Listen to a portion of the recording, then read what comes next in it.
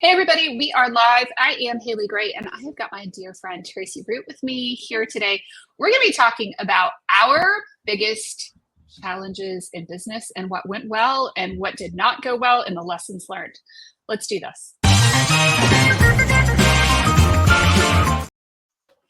Hey Tracie, so happy to have you here and I am all amped up to be talking to you today. Welcome. Yay, thank you. I'm always thrilled to talk to you, Haley. Always soaking up the good stuff from you.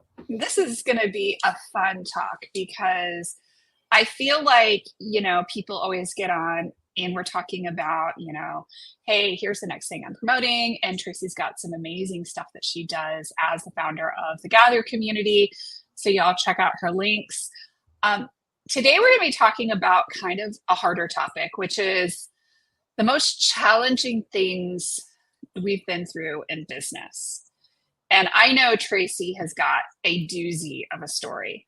So welcome, Tracie. And so tell people a little bit about the Gather community and what it is. Sure. Well, the Gather community started as Gather, which was an in-person event space here in Santa Cruz, California, where I live.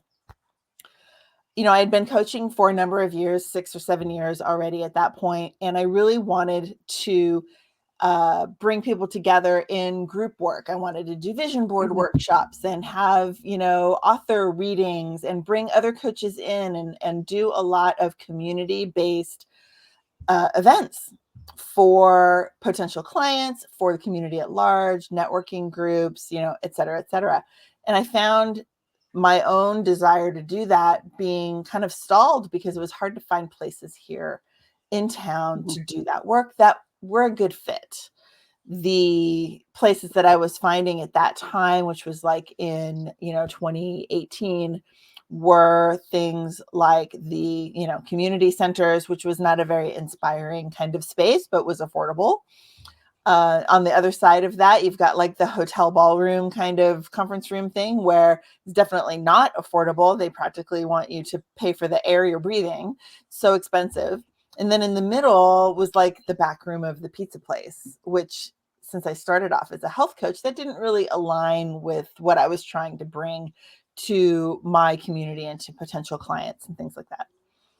So since my corporate background was in interior design and project management, I decided I would rent a commercial space and create something of my own that fit the vibe that I was trying to bring to my people, which I did.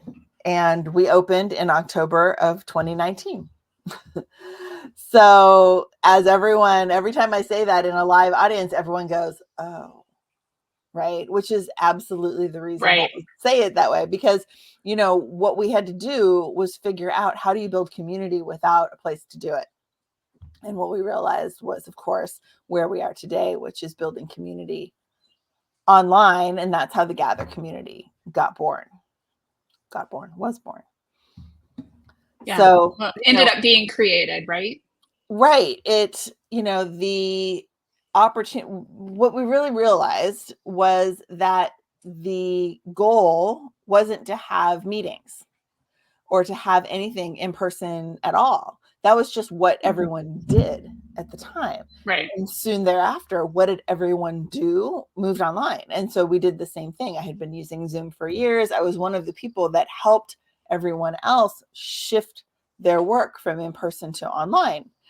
And that is how the Gather community really got started. That first week that we locked down, I said, we're all at home trying to figure out what to do. I'm going to open up my Zoom room and we can brainstorm. We can be there together and figure out how to move forward for what we thought was going to be a short period of time. How are we going to bridge this gap? And then, of course, before too long, we realized that it wasn't going to be a short period of time and we needed to really move in a totally new direction. A lot of people use the word pivot, but I see it as more of like, how train tracks, you're going down the track and there's like just this other track, but it's still kind of going in a similar direction, but it's on a different track. That's kind of how I see it. We didn't turn right or left. We just kind of veered a little bit off to a different path that was similar but different. And recognizing that the goal was always to build community, we just did it in the Zoom room instead of in the gather room, and figured out how to do the same things we were doing in the in-person space. We were promoting the people who were having events. We were making sure that they had a hospitable, nice environment to do that work in. And we did exactly those same things online. Instead of renting the room, I created a membership, and that's where the Gather community got its start 4 years ago. So, and that brings up some interesting questions about, so you go from being in person to being online. So what were the challenges you encountered specifically with that transition from in person to online? That's a great question. It was really interesting, actually, because as most people could probably relate, it was very much an evolution over time. Right. We didn't know when in March, the middle of March, exactly what the next 2 weeks were going to look like. We thought it was going to be a couple weeks. We didn't know that it was going to change from 2 weeks to however many years. But we knew that if we just were paying attention, that we could help people along the way. And so the goal being to build community made it, as long as that was always kind of first and foremost, the goal is to help people connect to each other. Then the challenges became, well, if our goal is to bring people together, how do we surmount this challenge, right? So there might be some technical challenges. Some people were not perfectly familiar with working online and Zoom and things like that. So there was the getting people to work on the platform in the first place. There was also the getting people to understand that the best thing about it is you can now expand that reach so much greater that you're no longer bound by your current list. We were all so interconnecting that our lists all overlapped, and we were able to reach people that we'd never met from all across the country, all across the world. And that makes its own kind of challenges, because a lot of people would tend to get in their own way about that. Well, I've never worked with people over there or dealt with time zones, and what's the right time to do things, and how do you navigate that? So helping people remember that they already have what they need to have success. So that's where like the coaching part of all of it comes in, right? You already have what you need to have success, to create what you're trying to create. Just don't get in your own way. And how do you talk to yourself about getting out of your own way so you can keep progressing? Right. And then as the facilitator and the creator of events for entrepreneurs to use as a platform, it was, helping people understand what I was actually trying to do for them. The goal is to get you in front of people you've never met. I've got this list. I've got this social reach. I've got, these opportunities. Haley, you're, in that same boat. I've got 77 plus thousand people in my group. How can I help you understand that if we work together, you now have that too? And the value of what that looks like. So, I wouldn't say that, I don't like calling many things challenges in the sense that they're hard, but there are a lot of things to notice and a lot of ways to use your kind of own personal resilience in shifting gears and noticing and recognizing the opportunities that are ahead and taking advantage of them, instead of allowing those same things to feel like they're holding you back. Right. So realistically, people interact differently in the online space than they do in person. What were the things that you most noticed about that and, had to kind of address? Well, I mean, some of those things still happen. People not really clear about how they're showing up, right? People kind of showing up like this. Right. Right? Like there's some of the logistical pieces of how do you show up online in your best way, right? So there's logistical pieces, there's technology pieces, there's understanding the picture that you're putting forward. There's also the understanding that in much like so say networking, for example, is a really good example. Right. We go to in-person networking thing. We're physically there in person. We've got our little collection of cards we're going to hand out to people or whatever. And you meet a few people. Either you meet a few people and have some conversations, or you meet everyone and you're just giving them your business card. Those two things don't change, right? It kind of depends on your own understanding of the value that you're bringing to the room and how you're trying to connect with the people in the room. As someone who runs networking events, I will tell you the first version, having a few conversations, is much more effective and better than just throwing your business card at everyone. So move that all online. And what do we do to continue to be able to grow our networks? We need to either have individual conversations, or we need to go to a room and throw a business card at everyone. And it still is true that those individual conversations are the things that are going to move your business forward. The showing up at a networking group of 50 people and just, deciding to, throw your business card in the chat and hope that something comes from it. That's just like giving your business card out to every single person and hoping they're all going to grab it and say, and contact you. We need to bring the value to the conversations so that we can keep them going after the meeting. And so in an online space, that's no different. You are having a conversation, you meet someone, you think that their energy is good, or you like what they said, or that based on what they say that you serve the same people. You could be like a power partner, collaborative partner, things like that. Make those connections, but you have to do it outside the meeting. And the meeting is about growing your circle.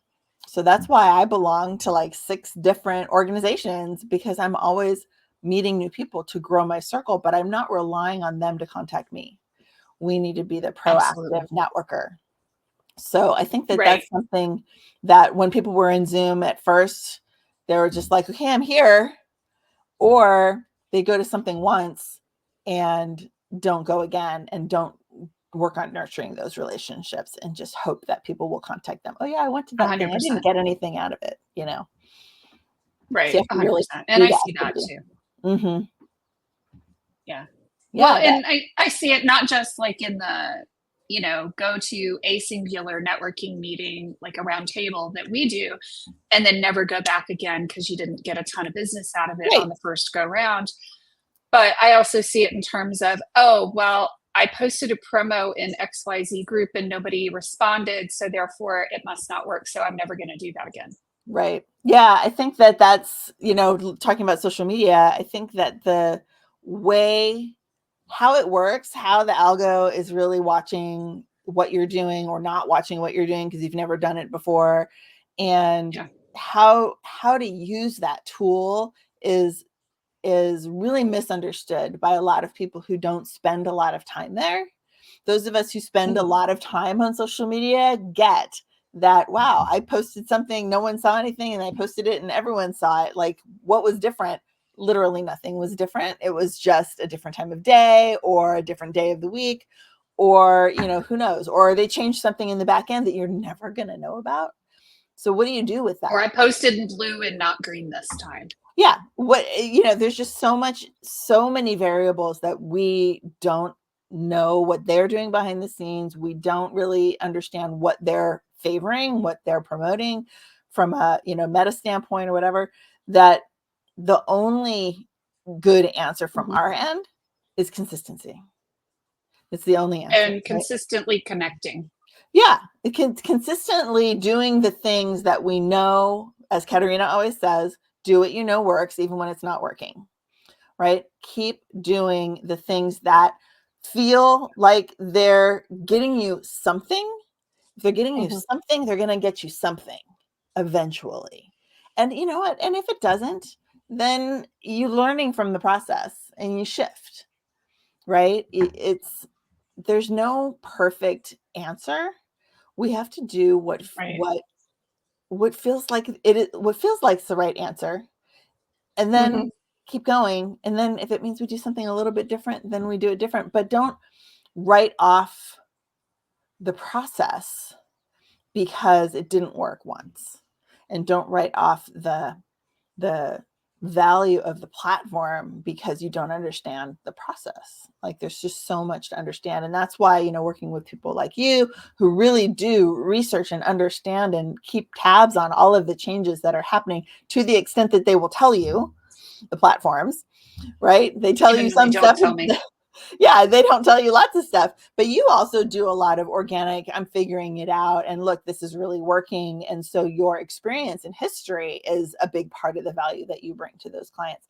For me, with the Gather community, it's a lot of consistency, and it's like, people told us early on, or we used to talk about, send, an email a month, maybe 2 emails a month. Literally, I send 3 to 4 emails a week.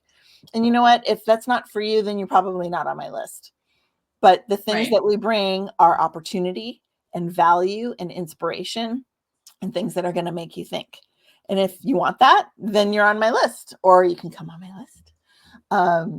And if it's not for you, then I'm hoping that you're finding what is for you, because Right. staying open to seeing what's possible is really the bottom line of all of it. What can we make out of this crazy thing we call entrepreneurship? Right. So, I know that it's been 4 years since 2020. Yep. Crazy. 4 years of I Gather know, right? Community. I can't even It's believe it. nuts, right? But how have you seen Mm. people and their interaction online shift in Oh my that gosh. time? I love that question because it's so fun to think about how things have changed. When we first started the Gather Community, like as an official membership, started, I want to say, in June of 2020. By the time we Right. realized kind of what we were really going to create for the rest of the year, once we Right. realized we weren't going back in person anytime soon, what were we going to create? We did that starting in June, and we had our first summit in December. Right. And that year we were very much like, really, literally week over week, what's happening? What are we going to do? What do we want to do next? Let's try this. Let's try that. Lots of experimentation, lots of total random. Let's just give it a shot. Oh, you're doing this thing. Okay, well, let me help you like get more people in that. It was all about helping each other survive. A lot of survival mode. And of course, we were all still like so traumatized by the situation, and people were in the hospital, and like there's so much, it's just horrible, so much horrible stuff happening across the planet. So we were also emotionally getting through all of that together. Right. The next year, and so what was happening then, starting the next year and year over year, is like, okay, well, now that it's a new year, what do people want now? What are they going to show up for? What are they interested in? What are they paying attention to? The online platform space exploded. The online event management space exploded. And so all of the things that we were doing, kind of, there became a lot of options.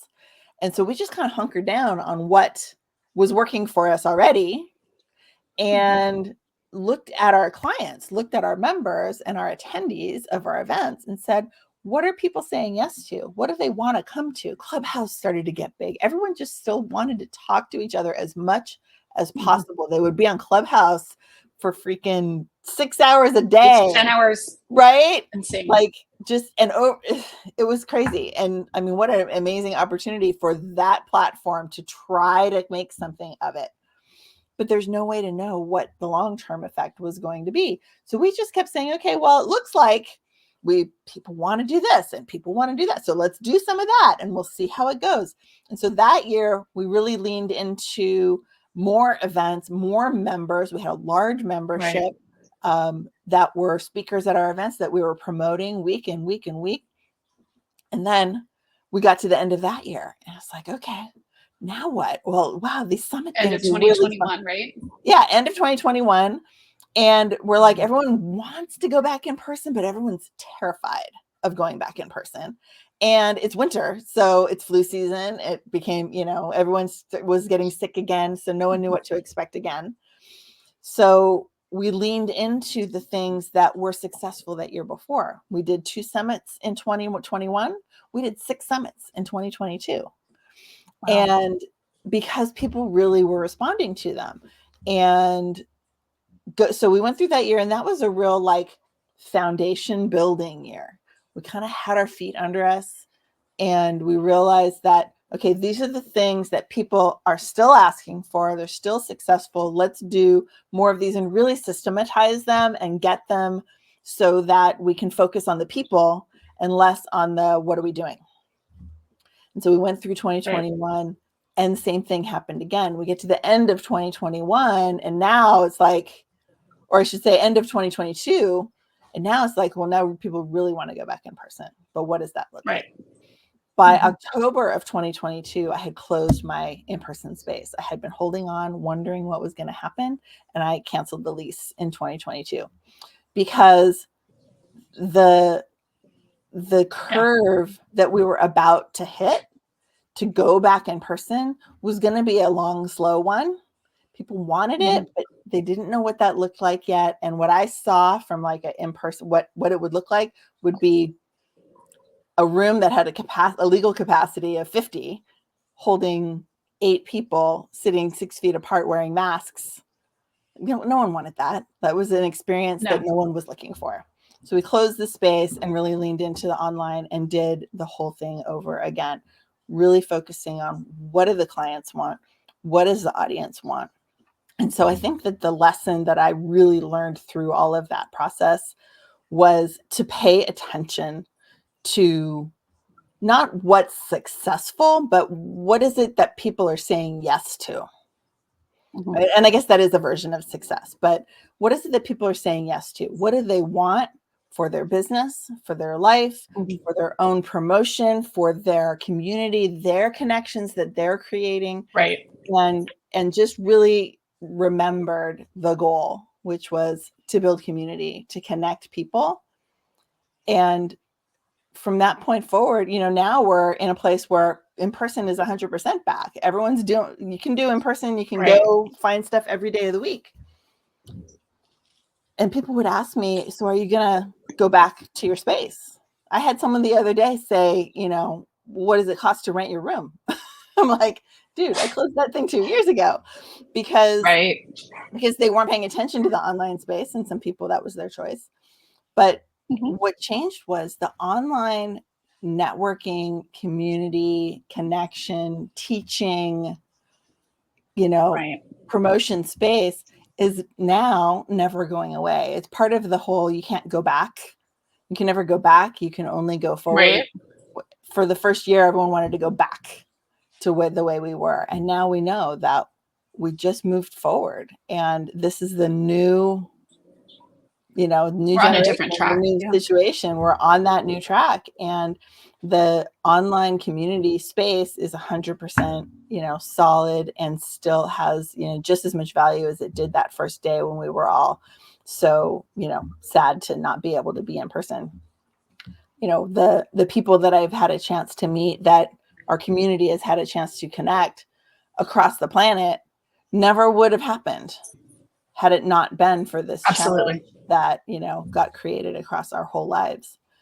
And the way that we continue to stay connected to people in, all across the country, all into Canada, across the world, it's to say that doesn't have enough value and close that down in lieu of an in-person space really does a disservice to what we've built over the time that we've been, working through these last 4 years. Well, and I think that the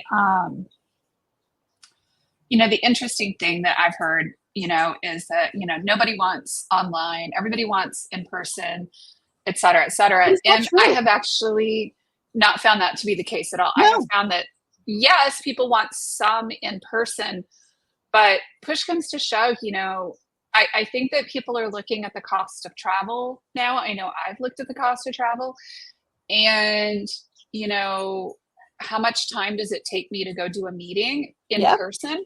100%. And I look at that and I'm like, it has to be time, it has to really be worth my time. Whereas I know before COVID started, I could get in 3, maybe 4 meetings in a day if I was lucky. And I happened to manage to time them all just right and, in the right parts of town. And, you know, I was zigging and zagging and going all over the place. And as soon as COVID locked down, you know, I was back to doing 100% online, and honestly, I have not looked back. I gave up most of my in-person networking opportunities because I was like, how many hours a week am I spending on this versus how many hours a week could I be doing other things? And I really did that cost benefit Yep. analysis, and Absolutely. other Yeah. people do too. I think that the comment of everyone wants online, first of all, you can't ever, like, the value of saying everything or nothing never is true. Right. And you're right. Many people do want to have an online or an in-person opportunity to 100%. connect.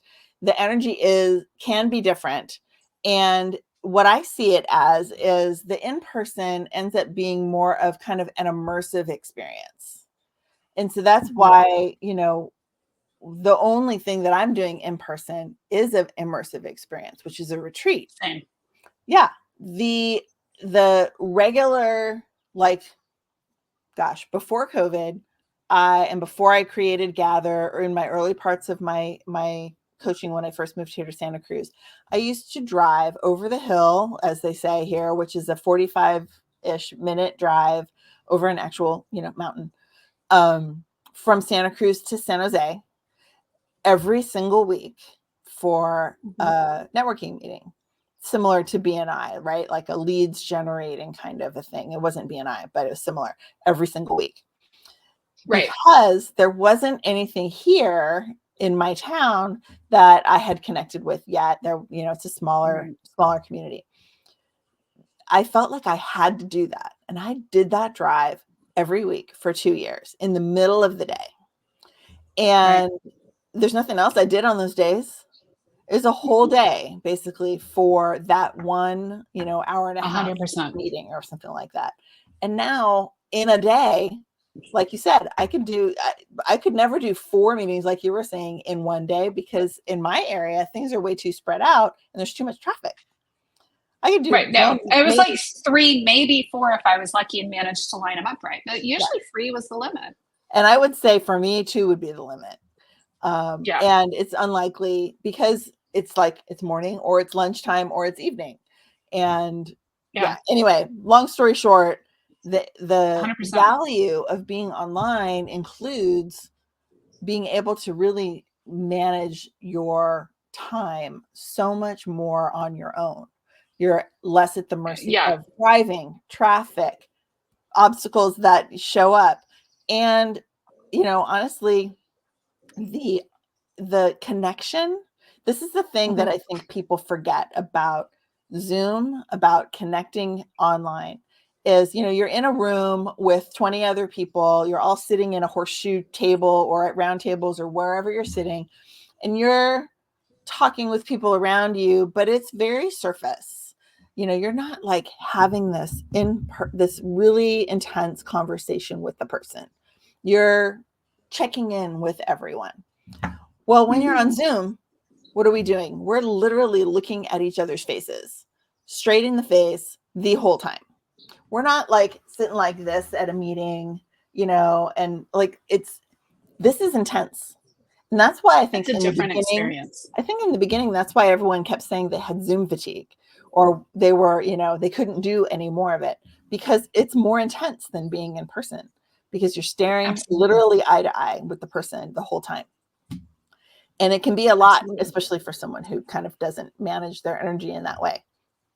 But it's also it's that one-on-one immersion factor that can be done online in the way that you can do that in person too, because you're literally like sitting knee to knee with the person for however long you're talking with them, as opposed to hanging out and, you're both looking over there at that guy, bringing in the water, and you're distracted and all these things.